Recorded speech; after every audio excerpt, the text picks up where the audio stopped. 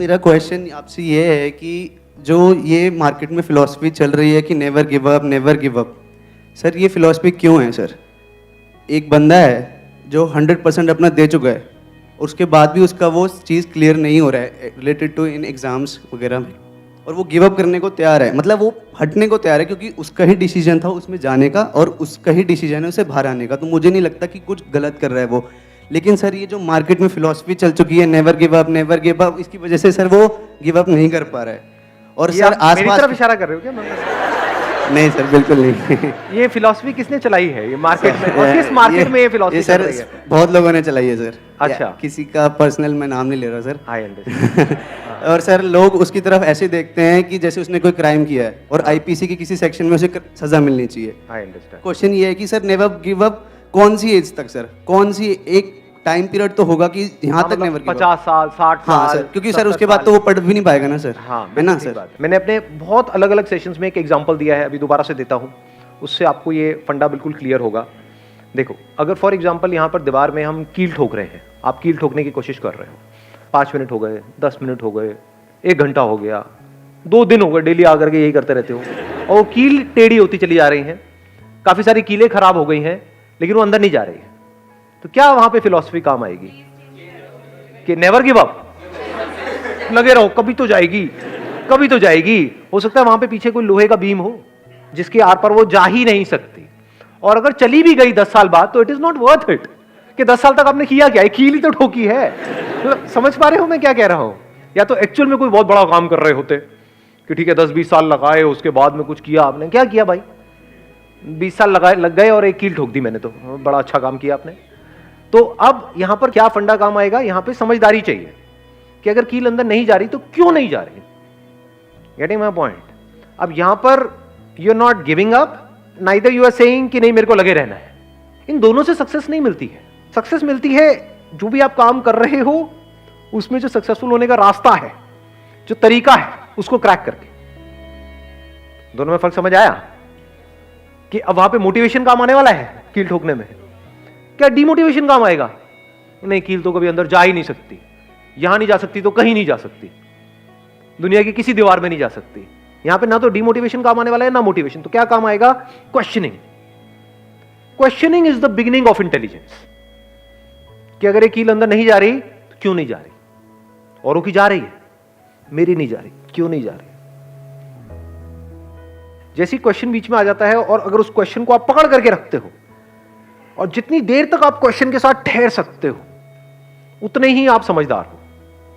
जैसे ही आपने क्वेश्चन पूछा कि भाई ये कील अंदर क्यों नहीं जा रही, अब एकदम से आपको जवाब मिलेगा, अच्छा हो सकता है यहां पर कुछ गड़बड़ हो, इसके पीछे हो सकता है लोहे का कुछ हो सकता है कील में कुछ गड़बड़ हो सकता है इसको अंदर ले जाने के लिए हथौड़ा चाहिए होता है और मैं अपने हाथ से ही लगा हुआ हूं, मेरे हाथ में खून निकल रहा है। समझ गए मैं क्या कह रहा हूं? हाँ, अभी आप हंस रहे हो बट ऐसे ही हम लाइफ को जी रहे हैं। यहां पर जो लोग बैठे हैं ना, 90% लोग ऐसे ही जी रहे हैं अपनी लाइफ को, लगे हुए हैं, हाथ पैर मार रहे हैं अलग अलग तरीकों से, कुछ हो रहा नहीं है, फिर भी क्वेश्चन नहीं पूछ रहे हैं। या तो एक्साइटेड हुए पड़े हैं कि नहीं मैंने 10 बार ट्राई कर लिया, नहीं हुआ, 11वीं बार होगा। बेवकूफ है, मेरे हिसाब से समझदार नहीं है, क्योंकि जो आपने 10 बार गलती करी अगर वही 11वीं बार भी करने वाले हो तो गारंटेड है नहीं होगा। सो यहां पर ये क्वेश्चनिंग बीच में आ जाती है। तो एकदम से आप देखोगे अच्छा मैं अपने हाथ से लगा हुआ हूं, मैं मेहनत उनसे ज्यादा कर रहा हूं, वो बंदे मेहनत भी कम कर रहे हैं, फिर भी उनका हो रहा है, मेरा नहीं हो रहा है, इसका मतलब मैंने कुछ गड़बड़ करी है, मेरे खून भी आ रहा है, किसी और के खून भी नहीं नजर आ रहा है मेरे को, तो क्या है गड़बड़? तो आपको एकदम से एक पॉइंट समझ आया, अच्छा इसके लिए हथौड़ा चाहिए होता है। उससे आपने ट्राई किया फिर भी नहीं हुआ, अच्छा शायद मेरे को पोजीशन चेंज करनी पड़ेगी, शायद जो कील है आगे से नुकीली नहीं है। समझ आ रहा है मैं क्या कह रहा हूं? जैसे जैसे आपको आंसर्स मिलते चले जा रहे हैं, उसको आप इंप्लीमेंट करते चले जा रहे हो, तो there is a strong possibility कि सक्सेस मिलनी ही मिलनी है। चाहे आप किसी एंट्रेंस को क्रैक करने की कोशिश कर रहे हो या कोई बिजनेस करने की कोशिश कर रहे हो, कुछ भी कर रहे हो। कुछ लोग हैं जिनका हो पा रहा है, जिनको सक्सेस मिल रही है, कुछ है जिनको नहीं मिल रही है।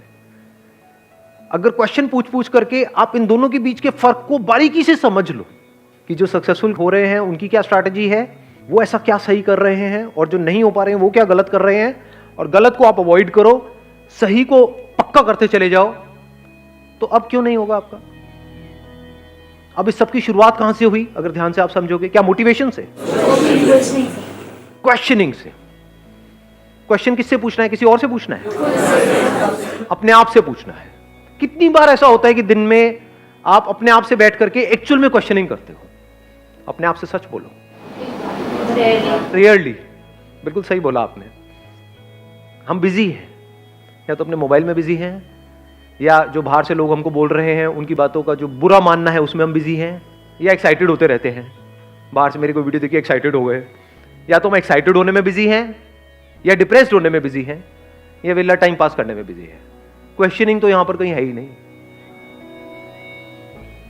जो भी साइंटिफिक डिस्कवरीज हुई हैं पास्ट में, उसको आप सक्सेस बोल सकते हो? क्योंकि अगर वो नहीं हुई होती तो आज साइंस ने इतनी तरक्की नहीं करी होती। आज जो भी कुछ हो रहा है वो नहीं हो पाया होता। उन सारी डिस्कवरीज की शुरुआत कहां से हुई थी? क्वेश्चनिंग से। किसी ना किसी ने कोई ना कोई सवाल पूछा था ना। लेकिन ये क्वेश्चनिंग जो है, it is easier said than done. लाखों में कुछ लोग होते हैं जो एक्चुअल में ढंग के क्वेश्चंस पूछते हैं। ज्यादातर क्वेश्चनिंग भी हम करते हैं तो बेवकूफों वाली क्वेश्चनिंग करते हैं कि मेरे साथ में ऐसा क्यों हो रहा है, मेरे साथ ही क्यों हो रहा है, किसी ने को टोना टोटका कर दिया है क्या? तो मैं घर से बाहर जा रहा था, वहां पे ना वो नींबू के ऊपर मेरा पैर पड़ गया, किसने किया है मेरे साथ? अब मैं क्या करूं इसको ठीक करने के लिए? देख रहे हो क्या फुद्दू हरकतें कर रहे हैं? करना क्या है, अगर आप एक एंट्रेंस की तैयारी करो तो उसमें दिमाग लगाना है, उससे रिलेटेड क्वेश्चनिंग करनी है। टाइम ना हो सर किसी के पास ना। हाँ, एक मिनट इनको माइक देना। Hello sir. हाँ। सर मेरा क्वेश्चन ये है कि हमने किसी चीज़ को करा है लेकिन हमें उसमें भी सक्सेस नहीं मिली है, लेकिन हम दूसरी चीज़ को कर रहे हैं, क्या पता हमें उसमें भी ना मिले, लेकिन हमारे पास इतना टाइम भी नहीं है कि हम दूसरी चीज़ में लगे रहें कि उसको भी करने में क्रैक कर उसे कर पाएँ।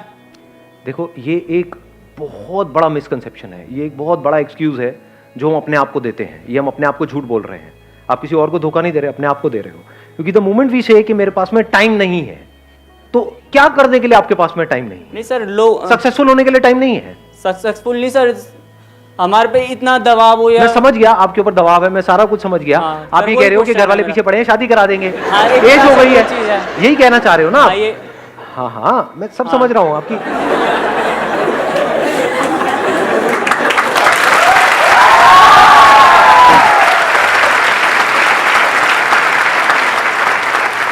तो मेरे भाई शादी 2 साल बाद कर लो, 3 साल बाद कर लो, क्या हो तो जाएगा? शादी नहीं सर, कोई दूसरी प्रॉब्लम हो या कोई भी प्रॉब्लम हो, मतलब। अच्छा, अब कोई दूसरी प्रॉब्लम आ गई। दूसरी कौन सी? जैसे सर लोग। हाँ, तो लोग क्या करते हैं? सर लोगों का काम है कहना, और वो कहते हैं कभी भी किसी से मिलेंगे तो उनका सिर्फ यही पॉइंट होगा कि तुम क्या कर रहे हो, कुछ नहीं, कैसे हो, क्या, कुछ नहीं पूछेंगे।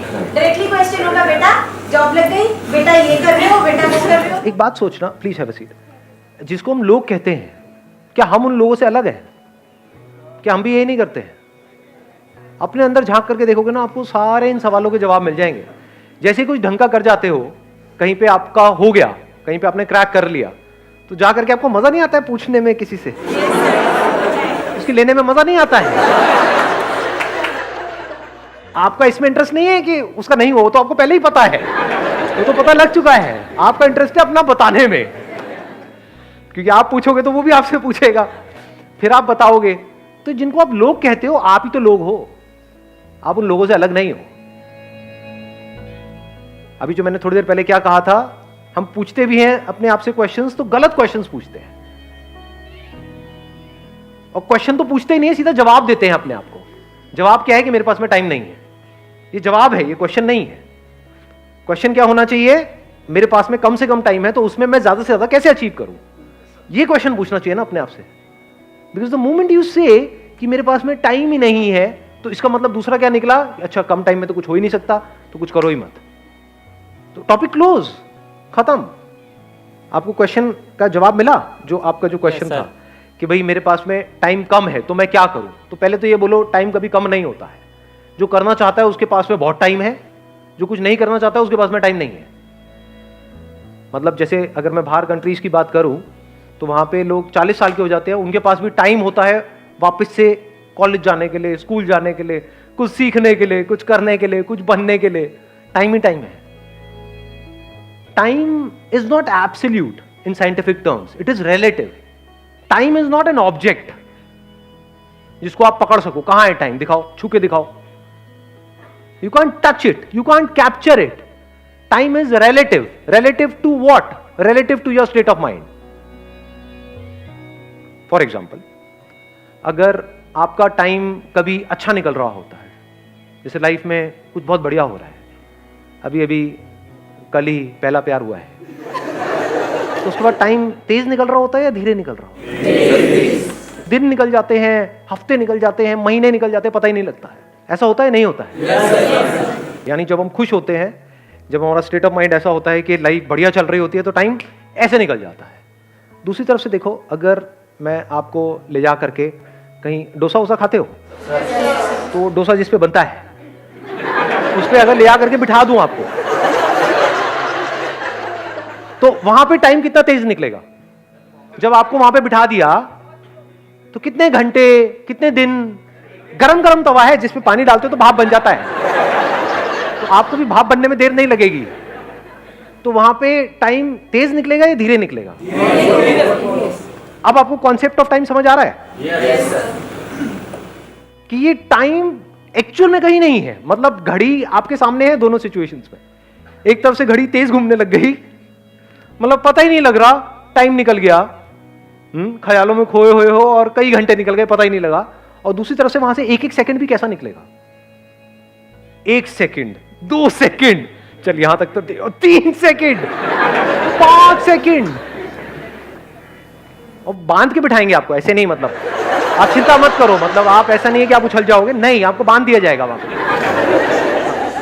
अब आपको बिठाया हुआ है, तो सेकंड्स भी ऐसे निकलेंगे जैसे कई साल हैं। तो time is relative, time is not absolute जी। Time is just a state of mind. तो अगर कोई एक्चुअल में लाइफ में कुछ करना चाहता है और उसका माइंड क्लियर है कि मुझे करना है, तो उसके लिए 1 महीना भी बहुत है। और जो नहीं करना चाहता है उसको 10 साल भी मिल जाए तो बहुत कम है, पूरी जिंदगी भी मिल जाए तो बहुत कम है। जिसको जिंदगी जीना आता है खुल करके, उसके लिए 1 दिन भी बहुत है। और जिसको नहीं आता है जिंदगी जीना, उसको 100 साल की जिंदगी भी मिल जाए तो क्या है? पूछेगा हाँ भाई कैसे चल रही है? कट रही है। क्या कट रही है भाई? जिंदगी कट रही है। अच्छा अच्छा, फिर ठीक है।